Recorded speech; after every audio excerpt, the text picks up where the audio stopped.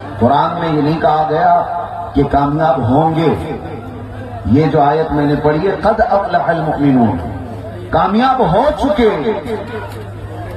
ایمان والے کامیاب ہو چکے.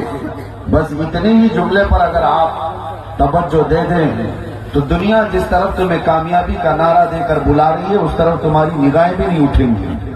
رب تمہارا فرما رہا ہے ایمان والے کامیاب ہیں اور تمہیں فخر ہونا چاہیے. تمہارے پاس ایمان کی دولت جب تک ہے اس بات پر فخر کرتے رہو. اگرچہ رہنے کو چھت نہیں مگر مولا نے ایمان دیا، اگرچہ پہننے کو کپڑے ڈھنگ کے نہیں ہیں لیکن اللہ نے ایمان دیا ہے. اس لیے کہ ایمان کی دولت ہی وہ ہے جو صحرا سے نکل کر کے روما کے تخت کو پلٹ دیا گیا تھا. آپ کو پتا ہے وہ 313 نہتے صحابہ جن کے پیروں میں چپل نہیں، پیبند لگے کپڑے ہیں، ایک کھجور کی گٹلی پر 10 لوگ فاقہ کر لیتے تھے، لیکن جب وہ نکلتے تھے تو کیسر و کسرا بھی کانپتے تھے.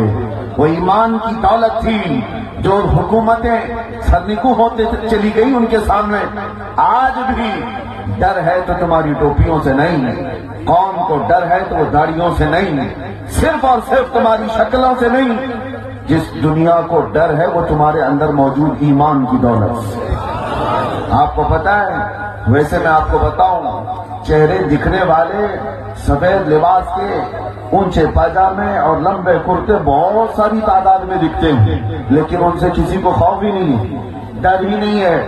اسرائیل جیسا ملک بھی کہتا ہے اس جماعت سے ہم کو کوئی ضرر نہیں.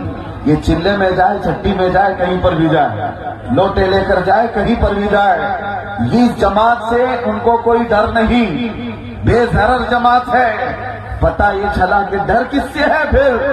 ڈر اگر ویل چیئر پر بیٹھا ہوا ایک خادم حسین لبیک کہتا، یورپ کو ڈر ہے.